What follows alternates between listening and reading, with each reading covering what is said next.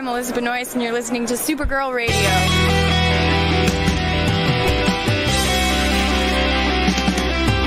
I think the CW are just trying to win the time slot war with Supergirl Radio. Supergirl Radio is going live every night of the week. How do you like it? Is becoming a human burrito a plus or a minus? I don't know. It does seem snug. I mean, they say you are what you eat. Oh no. Yeah.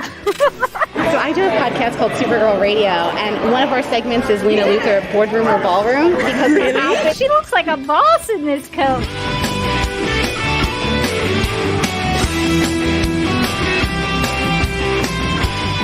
Is Nasty Luthor like a different Luthor? It's not just Lena being mean? No. Helen Slater here. It's so fun to know that you're hosting a podcast called Supergirl Radio.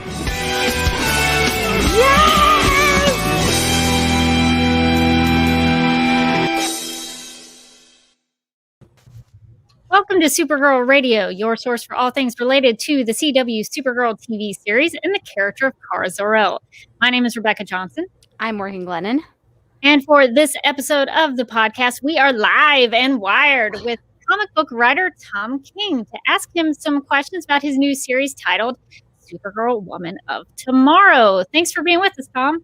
What a pleasure. Thank you for having me on. This is very exciting for me. You guys rock. Thanks for inviting me. Well, thank you. We are appreciative of you giving us some of your time so that we can pick your brain about Supergirl. So we're very excited about that. I'm already insanely nervous. I feel like I know a lot about Supergirl. I wrote her. I read a ton of Supergirl. Comic books are my life, and I've done it since I was 6 years old, and you guys could lick the floor with me in Supergirl knowledge. So I'm very intimidated here. I feel like, so please be kind to this humble nerd. Please don't be intimidated, but we should let you know we do have a lot of pitches. We have stories if you need. We're always pitching stuff out. Please, yeah. No, I'm here to steal from you. That's why I came on the show. Please, and by the way, we never met. I've just never. No. This recording erases as soon as we finish. Yeah, no. Anything you say here is automatically copyrighted by me. So thank you very much. Please do your job. Yes. Well, we will let you know some things maybe later. I'm excited. It's awesome. Okay, and just to let everybody who's watching in the chat, if you have any questions for Tom, feel free to drop them in, and we'll try to monitor those so that we can bring them up on the screen and let him see them. So I guess one thing that we could start with, Tom, is you are a comic book writer. You also dipped your toe into some screenwriting, I believe. But since we're talking about comic books, we were curious, how did you get into comic book writing? Or I guess maybe we should take it a step back. How did you get into writing at all? What made you want to be a writer? So I've lived a very bizarre life, so I'll give you the quick version of it. I wanted to be a writer as a little kid. That's all I wanted to do, especially write comic books. Comic books were sort of my life. I was one of those kids who, there's a certain kind of kid who's not good at throwing balls in baskets or throwing them fast, who gravitates towards reading a comic book in the corner of the gym. And I was one of those kids, and it's all I wanted to do. I didn't think it was possible. I didn't think that was an actual job option. So I decided after college to become a lawyer. These people flew planes into buildings, and so then I joined the CIA to fight terrorism. I did counterterrorism overseas in the CIA for basically I spent my 20s. And after that, my wife had her first kid, my son Charlie, who's now 12. My God. And I couldn't sort of do the CIA job and the dad job at the same time. So this is my whole life in 10 seconds. It's like a game show.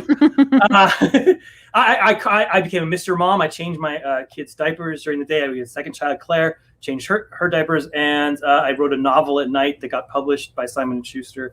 It was a big flop of a novel, but it was about superheroes and comic books. And the comic book companies found it and started giving me a little work. And I sort of worked my way up from there. And it's been great. I've won awards, been on New York Times bestseller and all that. That's a pretty good summary. I don't know that I would be able to do that with my life in that short amount of time. No, and mine is not even half as exciting as that. I never worked at the CIA, so. I have so many. all I the time. have so many questions. I know you can't answer any of them, but I want to ask you all the questions about all my conspiracy theories. Bring them up. But maybe that's Bring 'em up. I'm ready to go. maybe those are questions for another time. Lizard people are for another time, Rebecca. okay, fine. But yeah, that's awesome. That's cool that you can bring some of that life experience from other areas of your life into your comics and your writing. So I think that's really cool. So you had been into comics in your early years, in your formative years. What kind of comics were you reading? I'm just curious. What was it? DC? Was it Marvel? Did you have a particular character you liked? I started out as a Marvel zombie. When I was a kid, the X-Men were super popular, so I was too nerdy to be an X-Men fan, so I was an Avengers fan when that was totally uncool. I loved Captain America and Iron Man. Later, when I was 7, I was in when I was 10 and all aged up. I embraced more of the DC universe and became a regular reader. I was a big Superman fan. I was more Superman than Batman. Again, the less cool one seemed to appeal to me. And those stories just live inside me. And like a lot of writers of my generation, I'm a big influenced by sort of the Frank Miller, Alan Moore revolution in comic books that came in the mid 80s. That's a little before my time, but it was sort of hitting its peak influence when I first got into comics. So sort of this the idea that if we take these absurd concepts that were made for 7-year-old children and take them seriously, that there are these incredible metaphors about life inside them. That's sort of what always inspired me, and the medium inspires me today. Yeah, that's a great era of comics that really changed a lot of how the comic industry operated with the kind of stories that they were going to tell. So it's a great period to be into it. So you talked a little bit about how you got into comics and what kind of comics you were reading, but how did you first encounter Supergirl as a character? Wow, that's an intense question. I feel like because I feel like Supergirl's one of they're probably like 12 characters that live inside the American conscious, in sort of a Jungian sort of way, that you're born knowing them.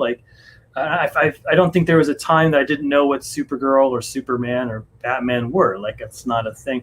I mean, if I had to guess in my heart of hearts, I probably saw her in a cartoon before I saw her anywhere. I probably saw the famously derided movie, but it has some cool parts in it. And I don't think so when I came of age, I read comics in the 90s, and she was dead. So you had to kind of go back a little bit to get Supergirl stories. And then she came back eventually, and I did read the Peter David stuff. I think Peter David was the first Supergirl, which is a super weird run to start with. Rebecca has told me many times she'll just give me little bits and pieces of things that happen in that run because I've never read it, and I'm like, wait, I don't understand. How would that even happen? It's there's some beauty. I mean, it's got beautiful art in it, and it has the iconic skateboard cover, which is still super cool. Yeah. First issue, yeah. The first issue. Yeah. But yeah, the whole ectoplasmic angel wings, not a real person. It's So I mean, the first time I probably read traditional Supergirl was probably reading this stuff from the 70s in old hardcover trades. Yeah, actual Kara Zor-El as opposed to the other one. Yeah. And then of course the Jeff. I don't know, you guys. You tell me if this is too nerdy. If I'm saying stuff, you're like, Tom. You can't get too nerdy on Supergirl Radio. No. Okay, good, yeah. And then when sort of Jeff Lowe brought her back, I read that series, and she became a big deal in the early aughts. She'd have a big return to sort of comics. Yeah, you're speaking my language here because I am gonna force Morgan to read the Peter David run at some point. We're gonna get through this Supergirl TV series, and then we're gonna go back through some of Supergirl's comic book history. But it's one of my favorite runs. It's bonkers. Supergirl interacts with God, and she has wings Angel of fire. Wings. Yeah, it's bonkers, but it's actually really really well written, and so I think that's one of the good places. It's not a traditional Supergirl like you mentioned, but it's a well written story. But the 70s and the 80s, that era is also one of my favorite eras. I mean, I love all of Supergirl comics, but I love that sort of adventure comics. Daring new adventures of Supergirl period where she's in college. Those are some great old comics. I buy art from comics so here's a Carmen Infantino page. I'm sitting here because this is later in his career, but she's fighting a bunch of little small Supergirls. I love it. Oh yeah. I think that's the issue where her costume gets destroyed, maybe. Knowing them, their costume probably gets destroyed in every issue. Oh, well, that's true. She's had a lot of costume changes. She has. Famously, the one where it doesn't look like it stays on her body. Do you remember that one, Morgan? I think it's like Margot or Margaret. I think it's Margaret, the fan who drew it. Oh, my God, yeah. I have so much respect for Margaret. She said she submitted a costume and it got put into a comic. I can't really hate it. She saw it in her mind and she put it on the page, and that's what's important. It happened. It was executed. She did it. That. Good for Margaret. Well, that's awesome. That's great to have that experience, probably to go into a Supergirl comic writing experience, to be able to take some of that experience from the comics that you had read and some of the stories. So it sounds like you watched Superman the animated series as well. Oh yeah, of course. Yeah, that's like given, right? Yeah. And she's also amazing in Justice League Unlimited. She's not in that many episodes, but the ones she's in are awesome. Oh yeah, JLU is where I always point people if they want to watch something DC related and they've never done it before. I'm like, just watch JLU, you'll be fine. Yeah. It's a great. You guys. Yeah. Well, so what did you take from those stories? I guess the question is, did you take any of those stories, that previous experience with Supergirl, into forming a story that you wanted to tell with Supergirl? Yeah, very much. I mean, what I like to do when I read comics is to go back to the very beginning. So when I started this project, I went back and read sort of the original Otto Binder stuff. Like her first origin story and sort of where she came from, and how that and how her creation. I mean, she's a fascinating creative history where she was actually a ripoff of Mary Marvel, which seems weird because I'm sure everyone today thinks Mary Marvel is a ripoff of Supergirl. And yes, I went back and what I did, I found. I mean, the thing that's most fascinating about her is how much more of a survivor she is than Clark Kent. How much more she's gone through than he did, because he, for all intents and purposes, woke up on an adopted planet, and she actually lived on that planet and saw it die, and that immediately fascinated me with that character, and it gives her incredible depth in a way that in some ways Superman doesn't have, because it's a different story to sort of be born in your world, to live in that world, and be witness to its Holocaust, to lose your friends, to lose your teachers. To lose your family and to have known them, than it is to sort of wake up and discover when you're 13 that it's all lost. And I really wanted to explore sort of that aspect and sort of how she came to that strength out of that. Yeah, I think that's a really important distinction between Superman and Supergirl. Sometimes I've run into some people where they just know Supergirl as Superman's cousin, and that's all they know about her. But she's her own character with her own backstory and history. And to your point, she loses not only her entire world, her family, her friends, like her culture. The Kryptonian culture is completely destroyed, except for what is still thriving with Superman, and I guess in some iterations in the Fortress where you get some of that Kryptonian culture. But that's such a really good way of putting that distinction, because I think that's really important when you talk about Kryptonians, especially because they do have a lot of similarities to them. But I guess to add to that, did you think, because I know you've written, Tom, I know you've written some Superman. So did you think about those similarities or differences when you were trying to write for Supergirl? Yeah, I love writing Superman. I know a lot of writers don't like writing the super characters because they're Boy Scouts and Girl Scouts. Is the way sort of people piss on it. But to me, having written Batman for years and years and years, I find the super characters much more fun to write.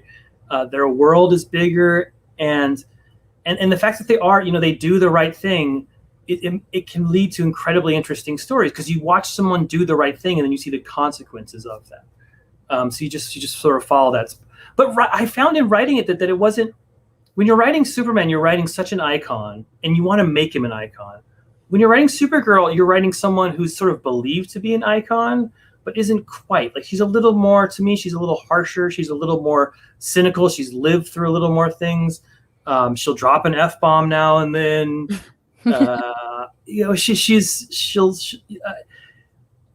She's not. Superman is very much trying his hardest to be the symbol of America. Like he feels. I think she feels less of that burden. She's more of herself. She's more, for lack of a better word, she's more old and crusty. I mean, she's like there's something in her that's kind of that's a little cooler than Superman, at least to me. And I found in writing the two of them to distinguish between. Yeah. You see some of that, particularly like in the sort of the DC animated universe with Superman the animated series and JLU, where she's a little brasher and she's gonna punch first maybe before she talks to you. Ask questions later. Yeah. So sometimes that's a fun way to go about showing their different personalities as well. Yeah, and I mean her original origin story is so bonkers nuts. Like if like the original one that they came with in the first story is she's on her planet. She's a teenager, 13, 14. The planet blows up, as we all know. She gets launched into space in this Argo. So she witnesses one Holocaust. She gets launched into space, but of course she's on a piece of the planet floating through space with her family. And since she's on a piece of Krypton, it turns into kryptonite. And everyone in this starts dying of cancer. So she's witnessing her second Holocaust. They fix that by putting lead piping or lead sheets all over the planet. And so people stop dying, but then eventually asteroids come and penetrate this. And she witnesses her third Holocaust. And she's 14. And then at that point, she has to get in a rocket and take off and leave her family behind to die. And I was like, man, that shapes you. If you've been through that, if you've survived that, that's part of you in a deep way.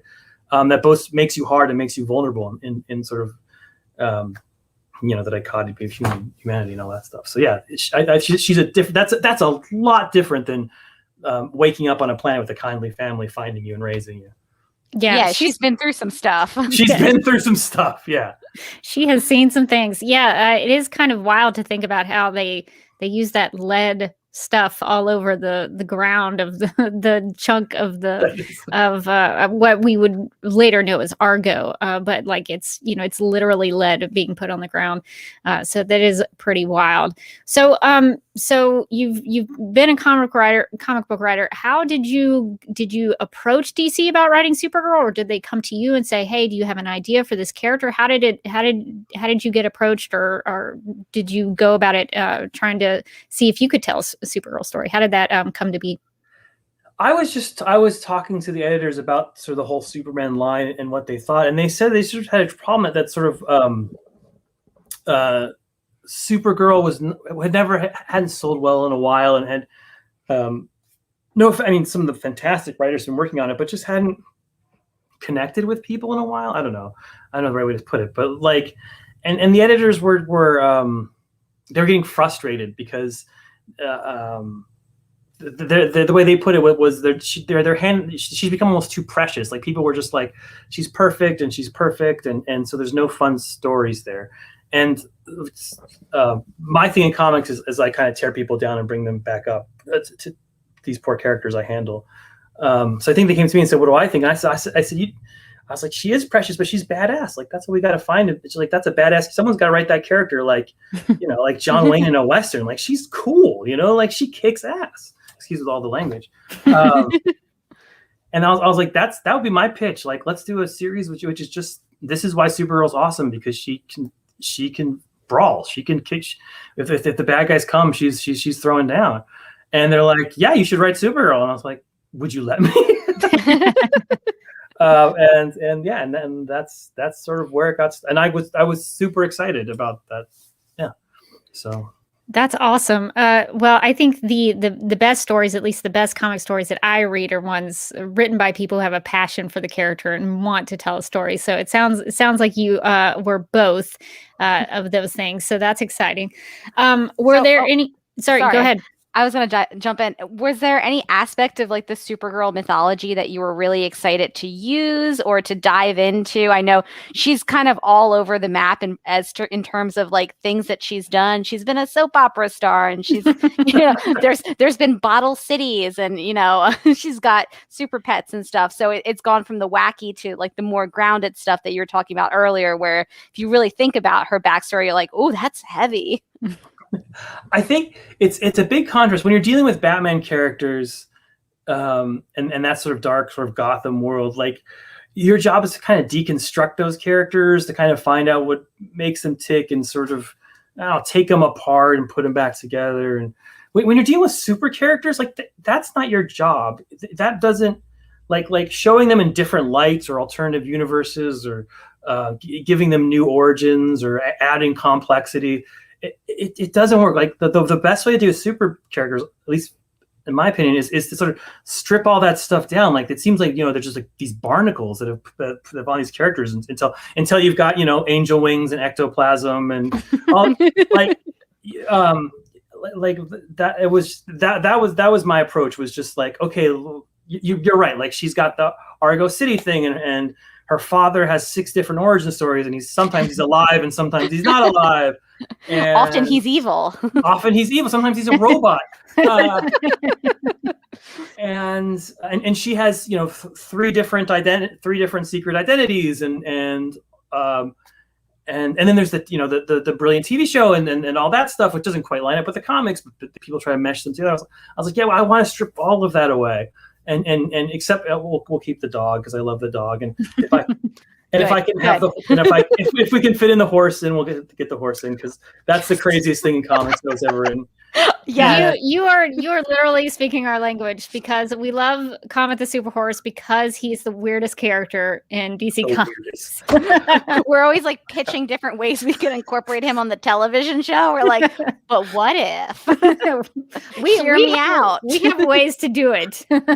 I was doing research for this, and I just reading everything I could, and I read a Comet issue where Comet falls in love with Lois Lane, and it gets really awkward because she thinks he's a horse, right? and then then he reveals her to himself to not be a horse, but she can't sort of cross the horse woman barrier, so she decides to also become a horse. So no. Who wrote this? Is an insane thing that somebody wrote for children.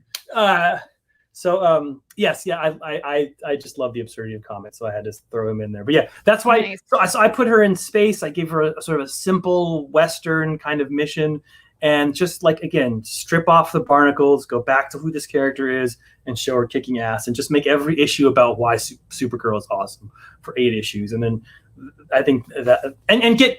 I keep not saying this, but and I have Bilquis Evely, is the artist, a Brazilian.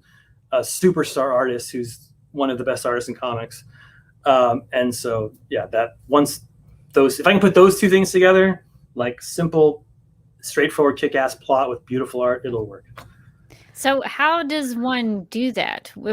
Could you guide us through? Because I'm very curious about this, because I don't actually know myself. I've heard different things about how Marvel writers write and how DC writers write. Sure. But what's the process of can you take us from idea to printed page in a comic book store? What's the process of getting a comic book story written? This is some nerdy stuff. So the thing about comics, like you said, I've written. Look at my shelf, comics falling off in the middle of our conversation.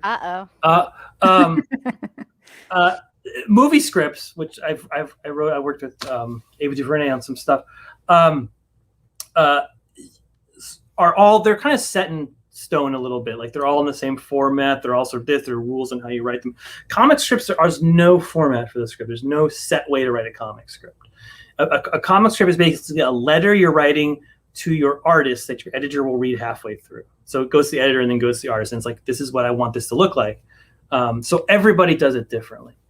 The way I do it is I do something called full script, which won't mean anything to you, but it's closer to a movie script. It's basically, I do a panel description, what I think should be drawn in the panel, and then the dialogue in the panel.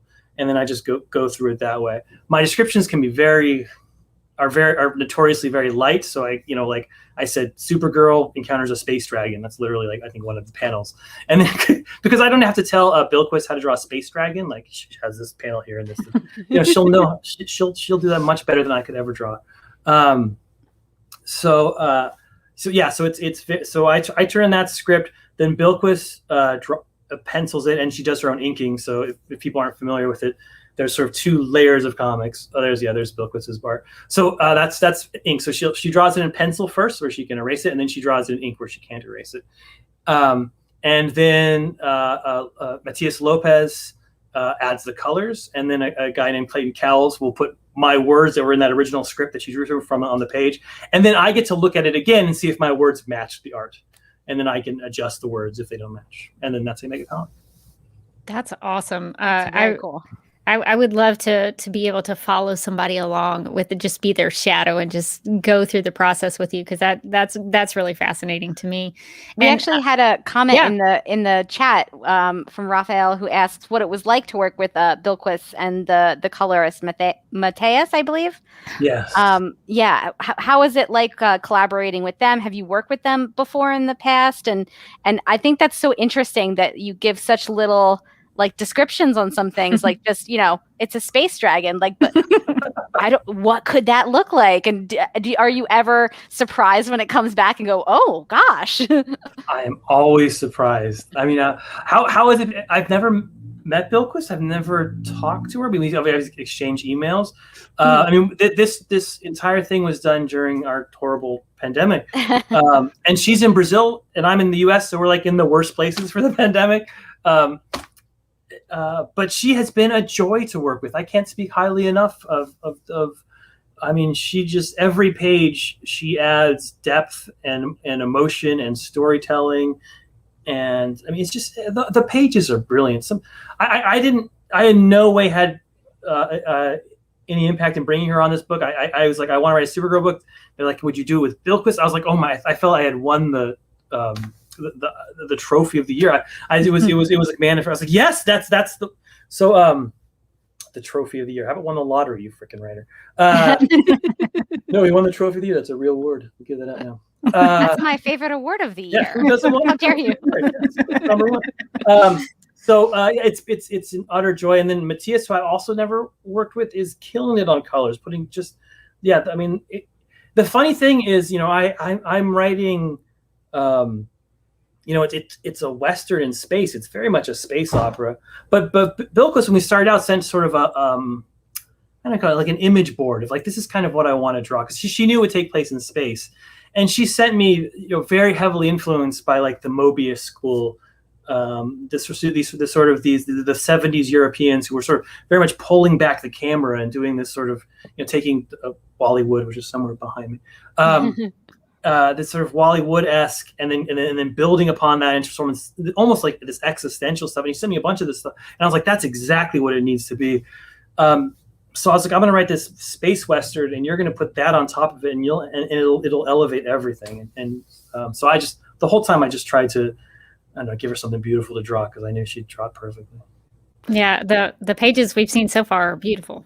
I just think it's so interesting, the idea of collaborating with somebody that you've never really met or even sometimes talked to before is so interesting. It's a weird, like, I've worked on some of my most successful projects are with an artist called Mitch Garrett's, who I did Mr. Miracle with and did some Batman with and doing Strange Adventures with, and we did something called Sheriff. And we're like best buddies. We talk on the phone, and every day we're texting. He gets a script of mine. He can, whatever. So you can be as close as that, where I'm like the godfather to his child. I can't wait to see him. And then I did a book called Omega Men, which was a big successful book, made the New York Times bestseller, won awards and stuff. And with a guy named Barnaby Bagenda, who's in Indonesia. I've never met Barnaby. I probably couldn't pick him out of a lineup. He had an agent at the time, so I didn't even talk to him directly. I just talked to his agent. And we've never even exchanged emails. And we did 12 issues together. So I mean, the relationships in comics can vary incredibly. Okay, you mentioned the Omega Men, and I have to ask because we encountered the Omega Men in the Rebirth run of Supergirl, and we did we did some digging. It was my first time encountering them, and I was like, "Wait, who is this person?" Oh, that is Omega Man is some obscure comic book characters. So we found in our research, mainly using I think Wikipedia. So of course Google. It's correct. But there's a character named Soap. Do you know anything about Soap, the Omega Man? Yeah, that's like a later Omega. That's an obscure Omega Man. It's not like the main team. I went down a rabbit hole where I became obsessed that there was a character named Soap, and I just went, of course, now in our COVID reality, I was like, that would be a superhero. Soap. Right? Yes. Yeah. Everywhere you go, you got Soap with you. Yeah. Soap really was the superhero of 2020. So I was like, I relate to Soap. 100%. You're walking out of Walmart. You don't need Cyclops to blow something up. You need Soap to clean your hands. Soap. You got to think about the 99% of the times you don't have a villain facing. Oh, that's probably our favorite of the Omega Man is Soap. We'll bring back Soap. We'll do a 12-issue Soap series. I'll come back on and we'll just do Soap issue. There will be 2 sales. It'll be me and Rebecca. We would eat that up. I'm going to call DC. We have a built-in audience. This has to be a go. Yes, we're so excited. So we had to ask you about Soap and the Omega Men. And you mentioned Mr. Miracle. So we have a question from a listener on Twitter and Instagram at Owen Samuel, who also does her own beautiful comics that she does based on the Supergirl TV series. Her question was, in your work on Batman, Vision, and Mr. Miracle, love is an important part of the story and characters. I'd like to know if you also explore love in any kind of shape with Kara, whether romantic, friendship, family, or if writing Supergirl is a departure from that to explore other themes. Yeah, I write a lot of romance comics. In fact, today, as we talk, I'm writing a romance thing. But this is not a romance. No, I did not. Even though Supergirl has a long history of sort of overlapping with romance comics, especially in the 70s, that the love in this comic is between these. Between these, it's a love. It's a friendship love. It's a love between 2 people bonding. There's a young girl named Ruthie or Ruthai, who comes to Supergirl with a mission, and it's the 2 of them discovering sort of who they are and revealing themselves to each other. That sort of plays out over the whole thing. But that's the love at the center of it. It's between these 2 women, not between. Yeah, it's out of my wheelhouse in that it's not a romantic kind of thing. That sounds awesome, though. I'm excited about that. And so I guess that goes to one of our questions that we had about other characters who might be populating your series. So we get to meet this other character. What's her name? Sorry, Ruthai, like Ruthie. Ruthai. Okay, yes. Ruthai. I almost said Ruthie, and I was like, nope. That I remember that not being right. So other than Supergirl and Ruthai, are we going to meet any other characters that we may or may not have already encountered in Supergirl stories before? I already said Comet. I feel like I gave away the big one. Don't tell anybody. There will be some shout outs to old. This is all in continuity, which in comics means it all sort of counts. Like this is like we're doing something to this character that will, the goal of this is to elevate her, to make her one of the pillars of DC Comics, to make so that people think of DC Comics as Superman, Batman, Wonder Woman, Supergirl, that her, because she has that kind of potential. So this all counts, but Crypto's in the first one, but this is, yes, there'll be some small ones, but I don't want to say there's some big one. This is not about secret reveals. Again, this is about tearing down all of those barnacles off of Supergirl and just being like, she is the center. This story is about her and her awesomeness.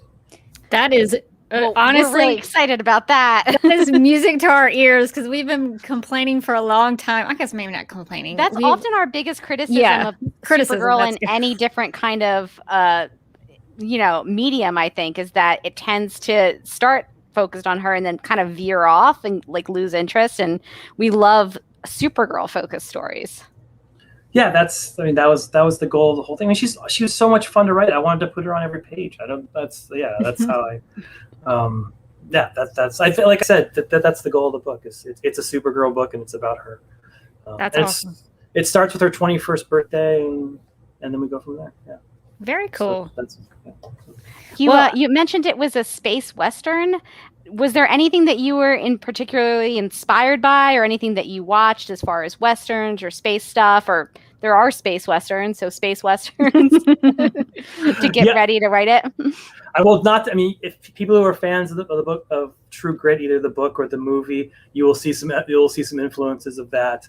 I'm a fan of old movies, old westerns, and so you can see a lot of, The Searchers is in there, and Red River, those kind of old movies. But yeah, I mean, this is about, I think the greatest westerns or the greatest epics are about sort of people with a goal that is far off and they move through a land, like the Odyssey, for example, where it's, Ulysses returning from war and going through, trying to get back to his wife. So that's what this is about. It's about her going, from strange planet to strange planet, getting closer to this goal that she's trying to achieve. And how each sort of obstacle along the way sort of shows you another aspect of her character. This is sounding more and more exciting as I know. as we talk, because I like westerns insofar as I like discovering some of the westerns that a lot of people don't talk about, like Jim. I don't think a lot of people know that Jimmy Stewart was in a bunch of westerns. A lot of people just think about John Wayne, but Jimmy Stewart, like, he was in so many westerns. He used the same hat every time and the same horse. Oh, the same horse. Interesting. Yeah, he had some horse he loved. Yeah. Oh, that's so cool. Well, yeah, I think Kara's good for a space western. I could see her rocking some, cowgirl boots and a little hat. I think she'd be all right. She'd be great in a western. Yeah, it's when I started off, I sort of picture as sort of the young ingenue who kind of, learns to be tough as she goes, and my editor said, no, she should be the tough one who teaches the ingenue how to sort of grow. And I was like, that is yes. As soon as it came out of his mouth, I was like, that's exactly what it is. Yeah, she's the teacher. She doesn't need to go through that anymore. She's learned her. She knows how to kick ass. And yeah, so that's awesome. Well, and we talk about the CW Supergirl TV series here. So I was curious, you mentioned the show. Do you watch the show, or have you watched it regularly, or are you just in bits and pieces? I knew you were going to ask me this. I felt guilty from the beginning. I watched the first 2 seasons with my daughter. She was super into it. And we watched every episode together. And then we fell off because my daughter got distracted by other things, and it just built up in my DVR. So I'm super, super, super far behind. But I mean, what I loved it. My daughter and I loved it, and it was like the best father bonding time because I could watch a superhero show and get credit. So yeah. So yeah, I assume you like the show because you're here. Yes, right? we are. So I thought it was super cool. Yeah, no, that's a great time period actually to have watched Supergirl. We like seasons 1 through 3, 4, 5, and 6. Rough patches every now and then. Some patches. But definitely, like, those first couple of seasons are the really sweet spot of the show. So that's a good place to have watched it, I think. Sweet. And are there any characters when you are watching it? Because there are some additional characters in there, like Alex Danvers, who was created for the show. Are there any characters either on the show there or in any other medium that you would want to pull, and use if you could? Yes, but not in this. Like, I keep coming back to this, but I didn't want to.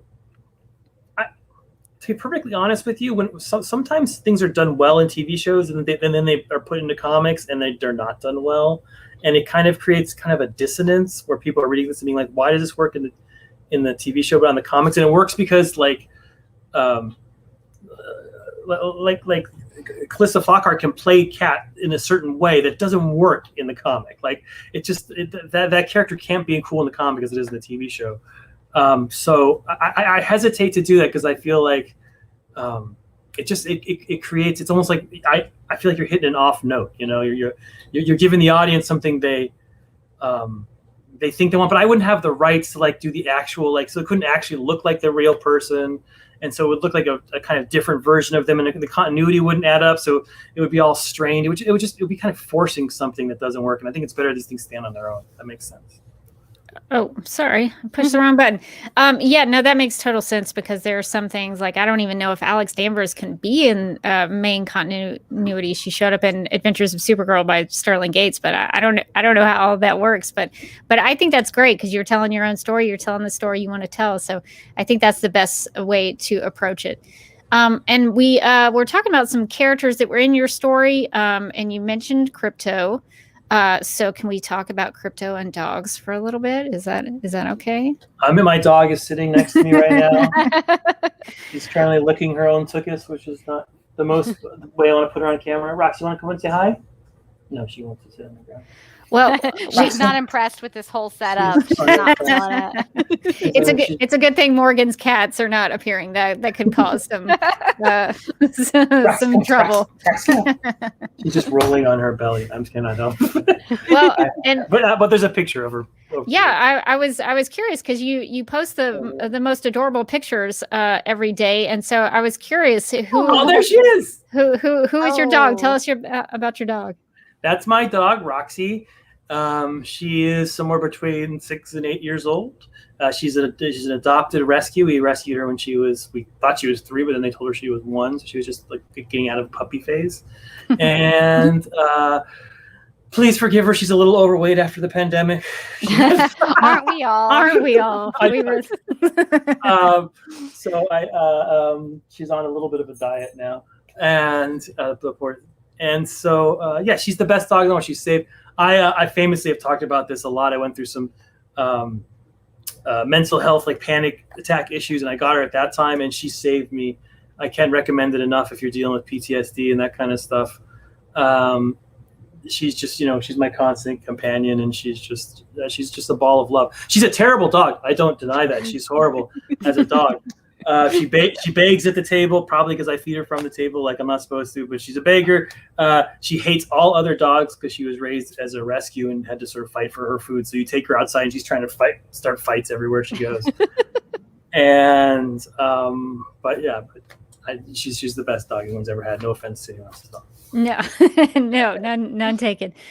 So did your relationship with your dog influence writing Crypto or including Crypto in any of your issues? Yes, absolutely. Yeah, it did. It's almost hard to write Crypto because I just want to be like, can we just stop this whole issue and she can scratch the dog on the belly for like 4 panels? Why do we need action adventure? I used to work. A friend of mine, Scott Snyder, wrote Batman, and he used to say he hated writing Damian because Damian was the same age as his son, and he didn't want to sort of put his son in danger in a comic book. And I feel that way with Crypto, where I'm protective, which if there's going to be danger for these characters, so yeah, it's a little tough, but yeah, I think the thing I most get is that people who have dogs, I remember not being a dog owner and being like, oh, people are too crazy about their dogs. But people who have dogs know what it's like. You can care about a dog as much as you care about a child or a family member. And I think that's how Kara feels. And I think that's what I mostly put in there. That Kara doesn't see Crypto as like an appendage or a tool. She sees her as a member of her family. Yeah, Crypto's one of the all-stars of some of the Rebirth issues. Crypto's just great. A very good boy, I think. if I had to review Crypto. He's a very good boy. Yeah. He's got a cape. He's the best. Crypto is the best. Although I think Streaky the Super Cat might have other opinions. And very true. And Beppo the monkey. Beppo. Speaking of super bets, I just wanted to. Maybe Tom, if you will indulge us in this. So today, Dwayne "The Rock" Johnson released a little trailer of DC League of Super Pets announcing the cast that would be in the movie. So we got a new look at Crypto, and so that's very exciting. He was, using his collar to put his cape out, which was adorable.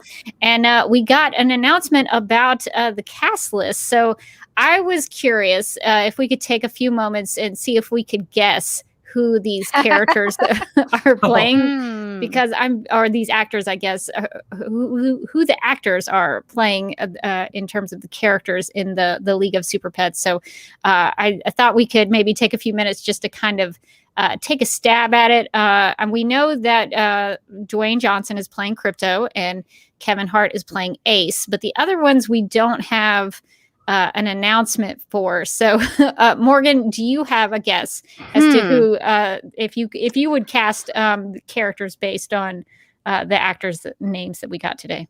This is tough.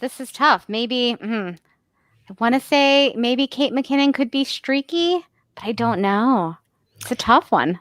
This is tough. I think so. We don't know which super pets are going to be featured in the actual film. I don't know because the lineup could be anything. I have this whole. Oh, let me get it. This whole. I've got this fun. I have that. The DC super pets. So there's a ton of super pets in here. But I think the more notable ones are Crypto, Streaky. Let's see, who am I missing? Like Bat-Cow, Beppo, Comet. I'd probably Jumpa, probably the kangaroo. I would think would appear. That would be. It is Wonder Woman as a pet kangaroo. Yes, people don't know that Wonder Woman she has a kangaroo. This is a thing. So I sort of think Kate McKinnon. My first thing with Kate McKinnon, my first guess was Streaky, but I think she might be playing Jumpa, Wonder Woman's kangaroo. I think she can do a really good Australian accent. I think she'd be great at that. I mean, I kind of feel like Keanu Reeves as Comet. Oh my gosh! Feels dream right to me. Dream come true. I think that's 100%. That's exactly what I was thinking. He seems like a prince who's stuck as a horse. I think that's. Yeah, so we'll have to see. I don't know. I'm starting to go back and forth between John Krasinski and Vanessa Bayer as Streaky. I don't know which one I would like better. Although Diego Luna, I think he could probably do it.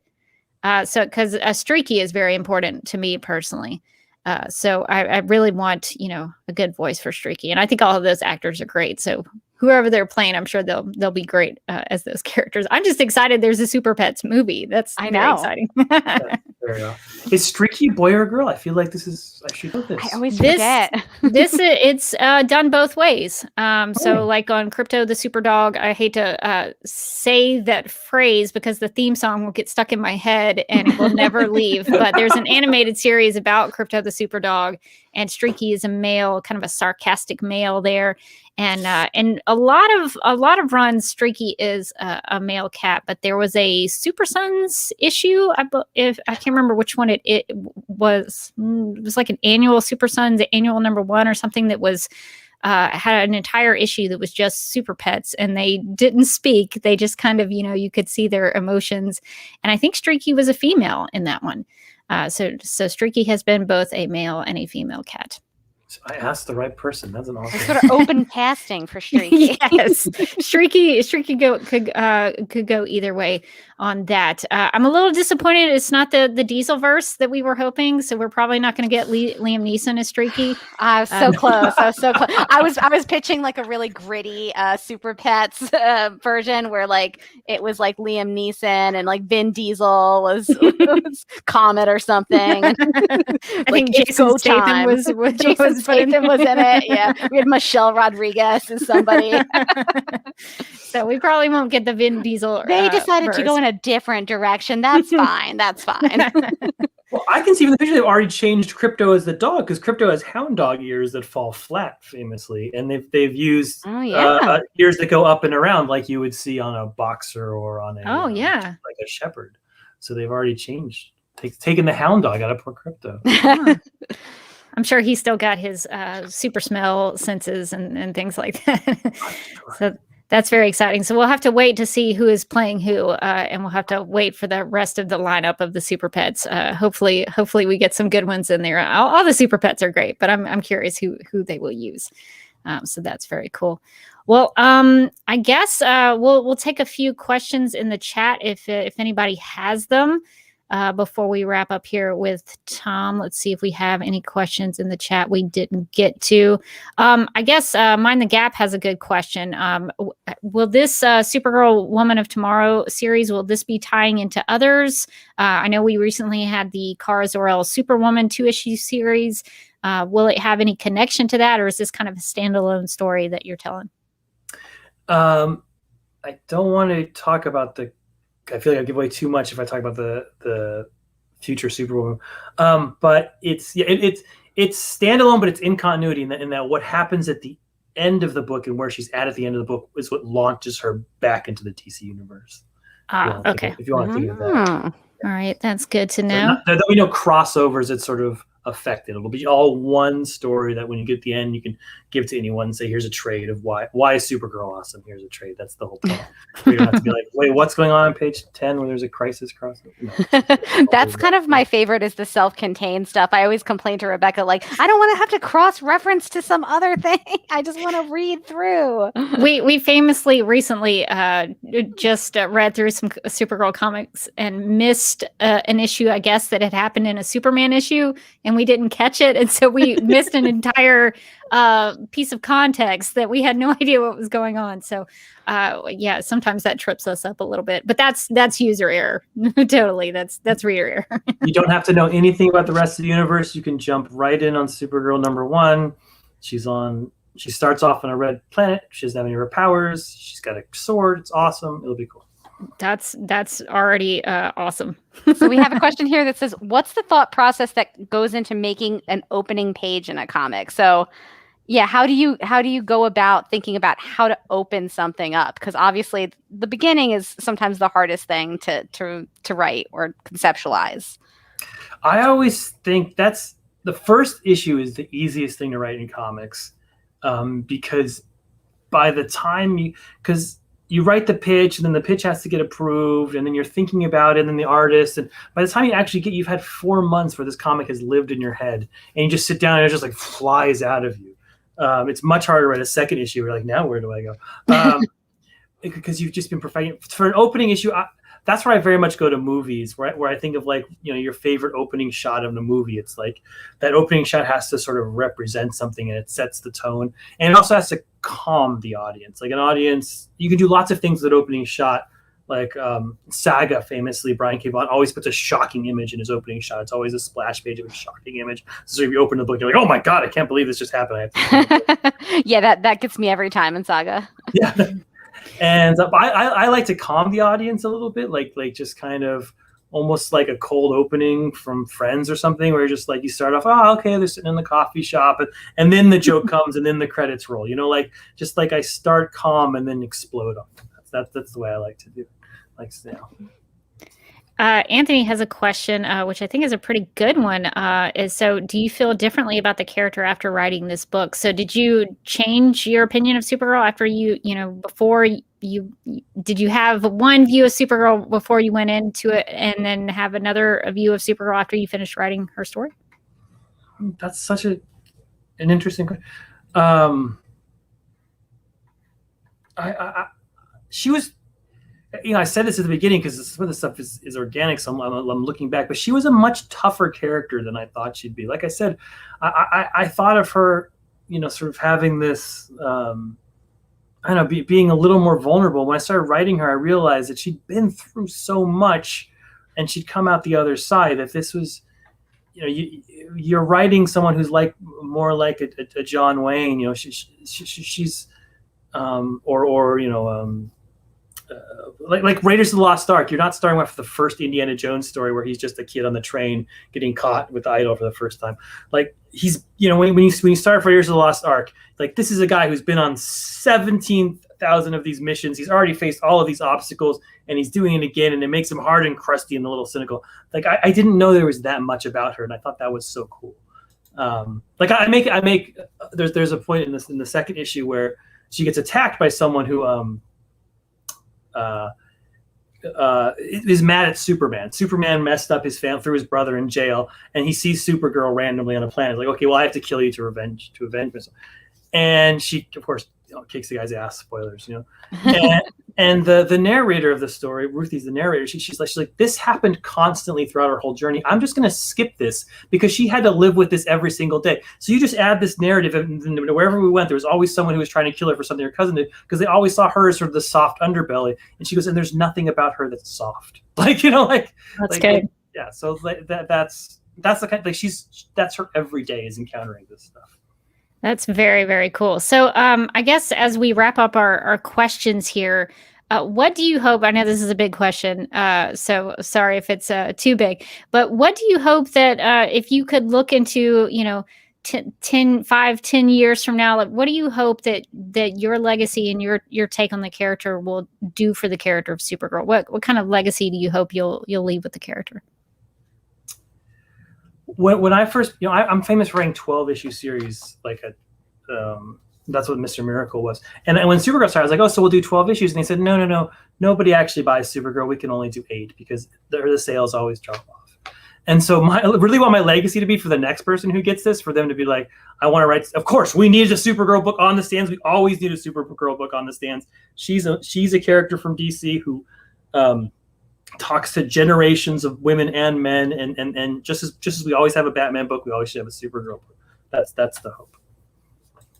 That is a great hope, and we hope that will continue as well. So if anybody is interested in reading the book, it comes out next week. Supergirl next week? Oh my goodness. Oh. I know. So next week you'll be able to pick it up, and I've already got it on my pull list in my local comic book shop, and we'll also be doing it digitally because sometimes it's nice to be able to do the guided view and all of that kind of stuff. So we will be collecting it. So we encourage everybody to go out and pick it up when it is released starting next week. And Tom, do you have a few minutes to play a little game that we like to play here on Supergirl Radio called Snap Judgments? Yes. Ready to go. So we'll have a little intro to sort of explain the rules, and then we'll come back and we'll make some really hard-hitting decisions that are going to change your life. So we'll be right back. In the game of Snap Judgments, each person is presented with 2 options, but must only choose one. First instincts are recommended and explanations are unnecessary.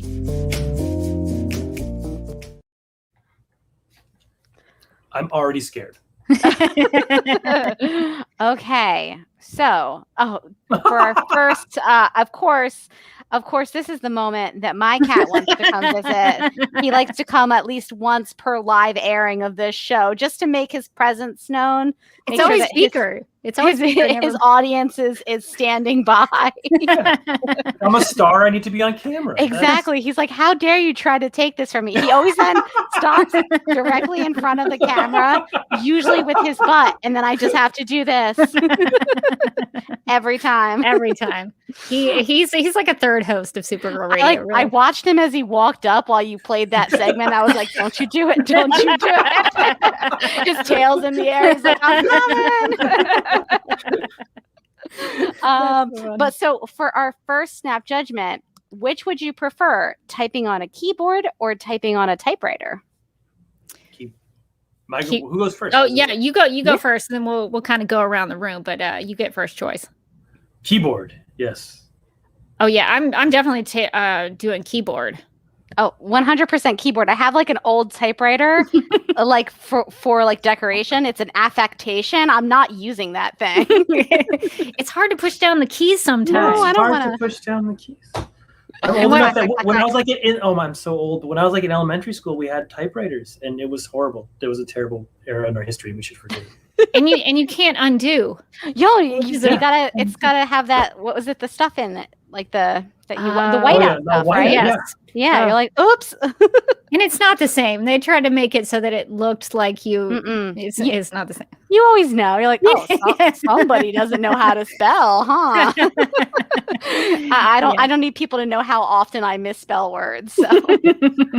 A spell check saves me every time. Seriously. Okay. Which of these Stephen King film adaptations with writers as main characters is more horrifying?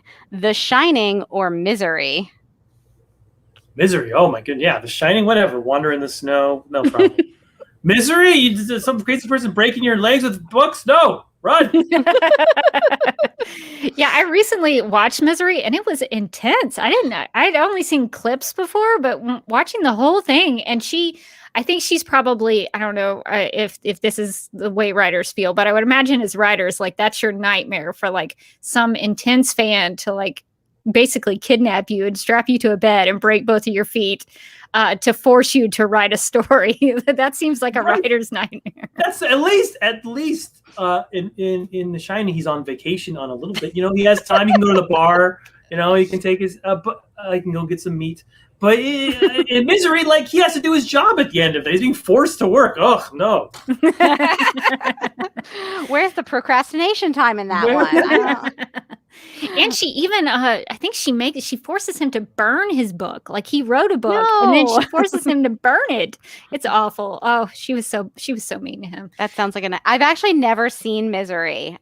So I was gonna go with The Shining, but that all sounds terrible. I don't want to have to do work and then have somebody undo it for me. No, thank you. You should watch it. It's actually a great film. Okay, which of these DC comic characters from the Supergirl TV series would you rather write a story about if you could? Snapper Carr or Andrea Rojas, aka Akrata? Oh, Snapper Carr, but I'm old, so when I was a kid, Snapper was cool, man. He was in the Justice League. He was the one guy without powers. You're I want to be Snapper before he could teleport with them, which I always thought was dumb. I was like, yes. He can teleport by snapping. Yes. Nobody knows that. Nobody knows that. When I was a kid, I wanted to be Snapper Carr because he was the guy who got to hang out with superheroes. So I'd write a Snapper series. Oh yes, we love Snapper Carr here on Supergirl Radio. No, we love Andrea Rojas, aka Akrata as well. But Snapper Carr, I mean, he has this really amazing comic book history where he starts out as a sidekick of the Justice League, and then he becomes a villain named Starzar. And he betrays the Justice League, and then he becomes a leader of his own team, and he has teleportation powers. He's one of the craziest characters. But then we did a character spotlight at one point on Snapper Carr, and I didn't know anything about him. And so as we're going along, he becomes a villain. I was like, oh my God, Snapper twist. But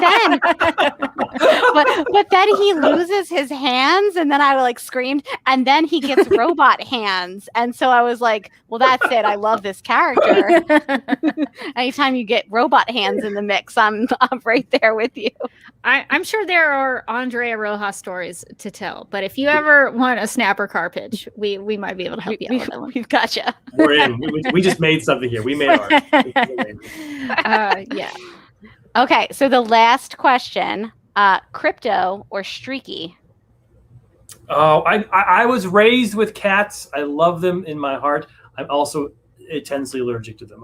But so I'll go with the dog. I thought I had hay fever growing up. Turns out I was allergic to my poor little cat. Oh no! Isn't that the worst? I love cats, and I cannot be near them, or I will die. So it's unfortunate in my case. So I might pick Streaky though. I love Crypto, but I like Streaky maybe because I can't. I would never be able to be near him if he were real. So I'd pick Streaky. It's tough because up until last year when I got cats, I was a total dog person. I was just like, cats. But now I have cats, and I feel like they would turn on me if I picked Crypto. They're always listening is the thing, as we've proven. So I have to pick Streaky.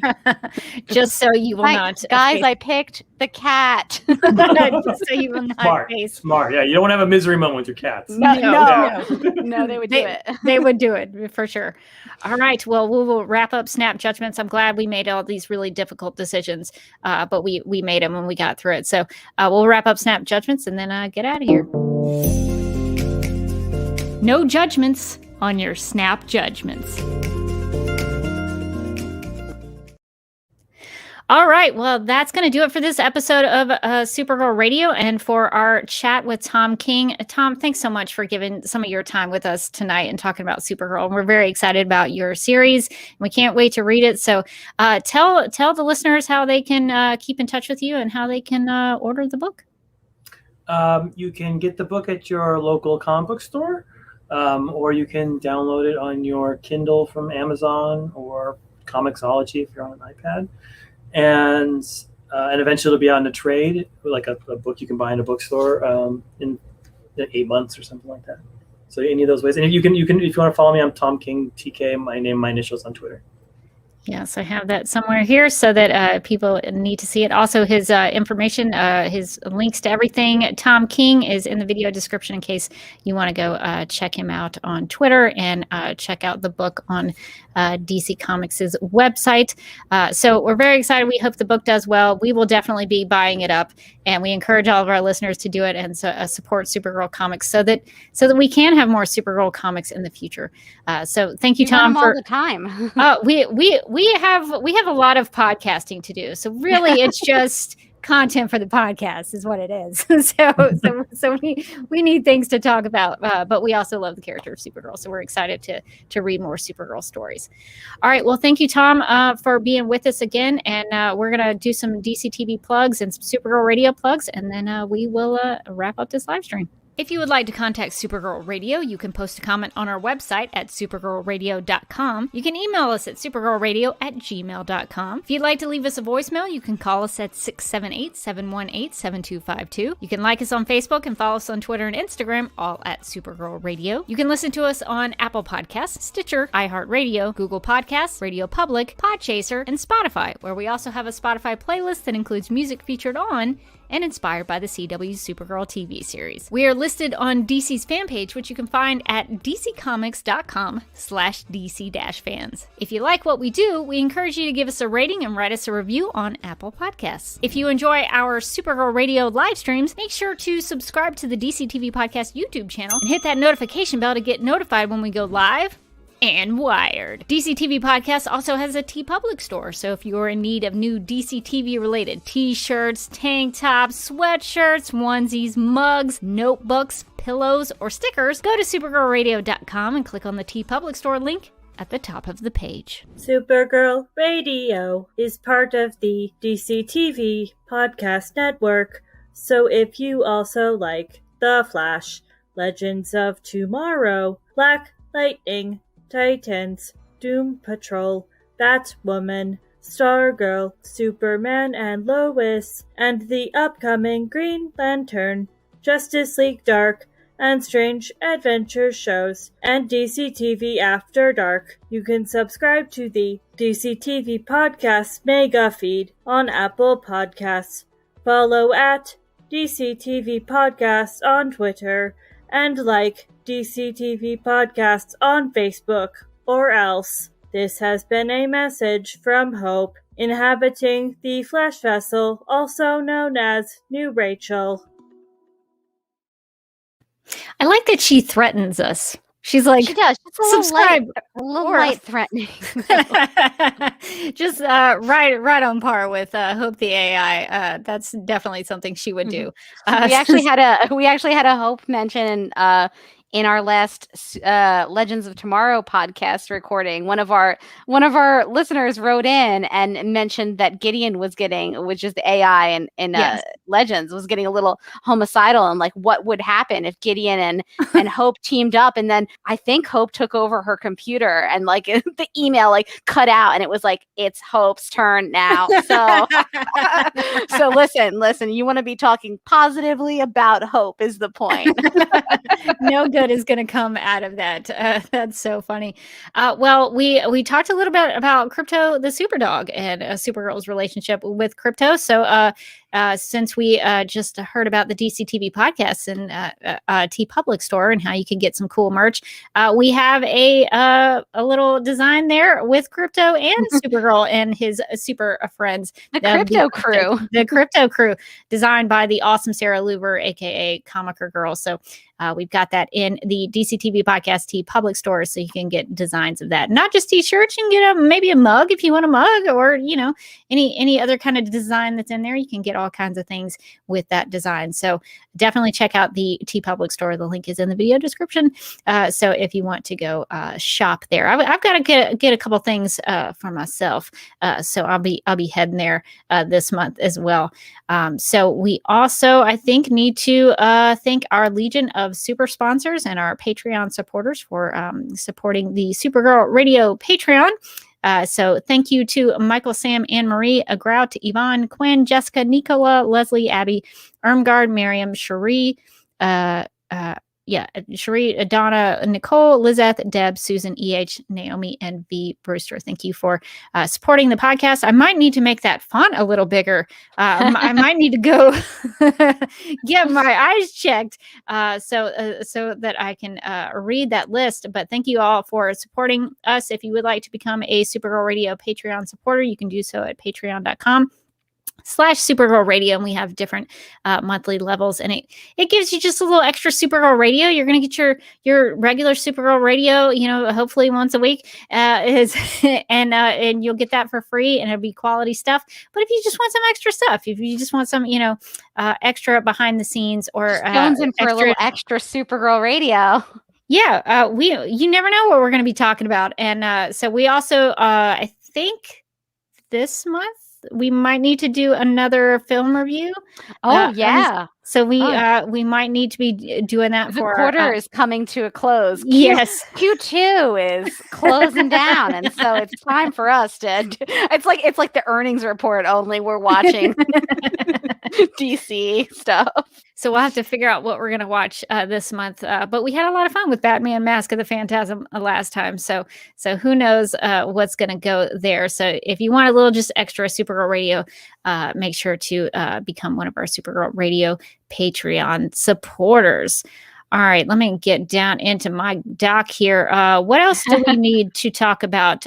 Morgan, do you want to tell people about the Flat Supergirl contest? I think we need to talk about Flat Supergirl. She's pretty cool. She's getting out and about. She's seeing the world. And if you want to help Flat Supergirl see the world, you should download and print the Flat Supergirl image, which you can find in the video description of this live stream, in the show notes of the audio podcast, or at the right hand side of supergirlradio.com.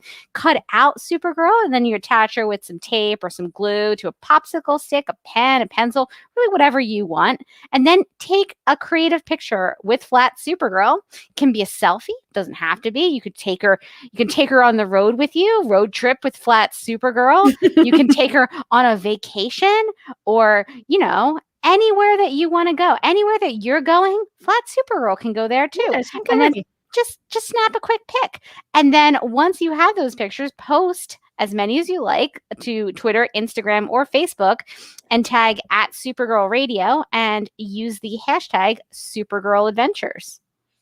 Yeah, your deadline is the Supergirl series finale, whenever that's going to be. So a while. So you've got a while, so you can just start taking pictures or plan it out. Plan your perfect Flat Supergirl picture if you want to use this time to really think about your photo shoot for Flat Supergirl. But we've been enjoying seeing where Flat Supergirl has been and what she's been up to. So please continue to send us your pictures, and maybe we'll pick one of them and send you some cool stuff by the end of it. Well, you can find me on a couple of places on social media. If you want to hang out and see the pictures that I'm taking, you can go to Instagram and follow at the Derby Kid. I post the occasional picture over there. I'm also doing more things on my YouTube channel these days. You can find that at youtube.com/duckmilkprod. I have started probably foolishly a weekly live stream on Sunday afternoons at 4 p.m. Eastern, where I will be reading a review each week about Batman v Superman: Dawn of Justice from one of the top critics of Rotten Tomatoes, who did not like the film. So I'll be going through. So just getting right in there, just diving into the deep end. Yeah. So here's a movie I like, and here's a person who didn't like it. So it's just an exercise in art criticism and finding out what makes a good review and maybe what doesn't, and what these people actually said, because these reviews were basically used by Warner Brothers to tank Zack Snyder's films, and so I just kind of want to know what they said, and see if that was worth doing. So it's been an adventure so far. This week, the review that we will be reading from the New Yorker mentions I believe it's a French film, a Francophonia, which means I think francophone is French speaking. I spoke je parle le français un peu. I don't even know if I said that grammatically correct. I got all the words in there, but it might have been needing to be in different orders. So the review is very interesting because it talks about Batman v Superman for maybe 2 paragraphs, and then it's just a review of Francophonia. Like it just becomes a review of another film that has nothing to do with Batman v Superman. So we're going to look at that. That's a twist. Now, have you seen the other film? I'm watching it currently, and you know what it's about? What? It's about it has French a lot of people. It's French people. It's the Nazis occupying Paris. Okay, I see how that connects immediately. and then somehow there's like a discussion about art and portraiture, that the French like to do a lot of portraits in their art. Cool. Something about the Louvre. There's a lot of voiceover. And there was something at the beginning about a ship captain. I haven't gotten to the end. I don't know where the ship captain comes into everything. But so this is going to be a real study. This one's really throwing me through for a loop, trying to figure out what this has to do with Batman v Superman. But it's from the New Yorker, so it's got to be smart. I think that what you need to do is you need to make a New Yorker style cartoon for this. Where it's like a picture of like a dog on a psychiatrist's couch, but then underneath it's just like yabba dabba doo, and like you're like, I don't think that those two things make any sense. What does together. that have to do with anything? Yeah, exactly. I think you need your own New Yorker cartoon for this video. Yeah. So if you want to see what that's about, I'll be live. I'll be doing a live stream just like this on Sundays at 4 p.m. Eastern. So you can come and hear the review. I'll read it aloud. We'll just have like a little reading time, a little story time, and you can read it along with me if you want to. You can click on the link and then watch me read it to you if you don't want to do that, if you don't want to do reading for yourself. But I encourage you to read it, to just know that these reviews are real. Rebecca's not making them up. These are actual reviews written by actual film critics. So I just want people to know that. So we're going to be doing that for about 38 weeks, and then I'll do a little wrap-up video of my thoughts about the experience. And that's going to be a real commitment, but we're doing it. We're in it now. I'm sorry, how many weeks did you just say it was going to be? Was it so 38? I did a study of 38 reviews of the negative Rotten Tomato top critics reviews of Batman v Superman: Dawn of Justice. So I'm gonna that is a commitment. That's a time commitment. That's almost a full year. So we're that's the better part of a year. And I only know that because of the song Seasons of Love. I was like, wait a minute. How many minutes? So I can't give you minutes, but it's almost 52 weeks, which makes a year. So I do know that. So if you want to be on that journey with me, subscribe to the Duck Milk Bride YouTube channel, and we will get through it together. And definitely watch that French movie. That's going to help. Your homework for this week is to watch Francophonia. The only place I could find it was on YouTube, but it's only 99 cents to rent. So it's a very affordable watch. That's a steal. Yeah. So you definitely should watch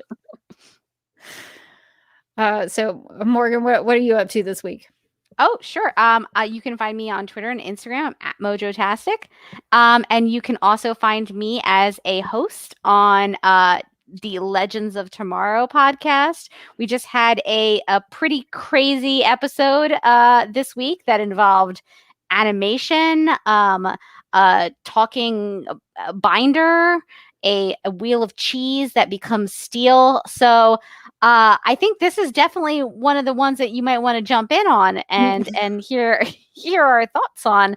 We also had a Kat's a good friend and co-creator of some of the projects she's working on, Phil. He hopped on to the podcast to talk to us about the episode, and then we talked a little bit about their project that they're launching, which is the Like Father, Like Daughter Haunting crossover, which you guys can and should support on Kickstarter.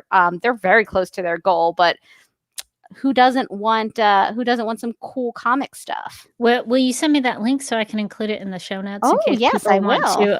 Want to support. Kat's all the time doing Kickstarters, and she's always successful. I just can't even keep up with her Kickstarter. The crazy thing is that she always gets it fully funded, and most of the time, and then some. Yeah, that's great. Her Kickstarters are very, very popular, but this is a fun one, and it does connect to Supergirl. Oh. And here's how. When Kat was, she sent us the script, so I got to read it ahead of time, so I was spoiled. But she's like, "Oh, we're looking at artists. We're looking at this particular artist," and she sent me their portfolio, their like Instagram, and I was like, oh, it's Supercore's Pirates. And indeed, the artist that she has on her book is Rafi, and I can't remember her full name. But she is on Instagram and Twitter, and she has started a comic that has Supercore, but as pirates. One of my favorite things that has come out of Supergirl, I'm going to be honest. And so I was like, I was starstruck. I was like, how did you get Supergirl as pirates to be the artist on your book? And she's very good. So I can't wait to get the actual finished comic with the art, because the little bit I've seen of the preview pages has been very strong. So I do have to admit that Kara and Lena as pirates, that it is well done. I kind of was like, did she sneak in any, like, are they in the background as pirates?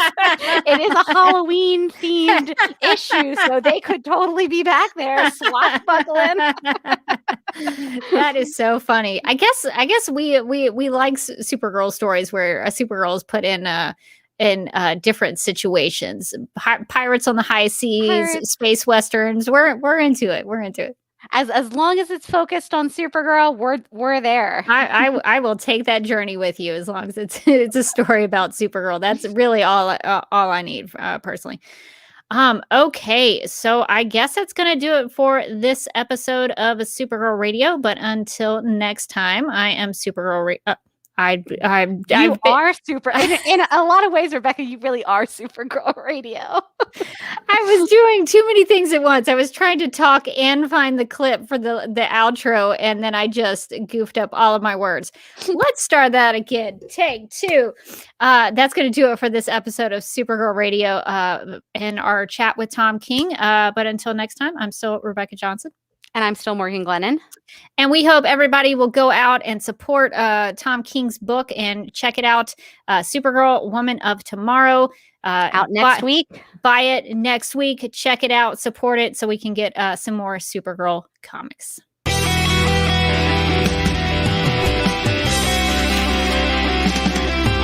I think the CW are just trying to win the time slot war with Supergirl Radio. Supergirl Radio is going live every night of the week. How do you like it? Is becoming a human burrito a plus or a minus? I don't know. It does seem snug. I mean, they say you are what you eat. Oh no.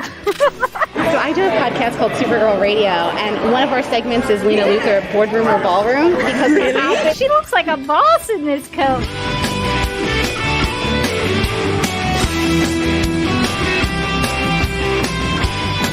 Nasty Luthor like a different Luthor? It's not just Lena being mean? No.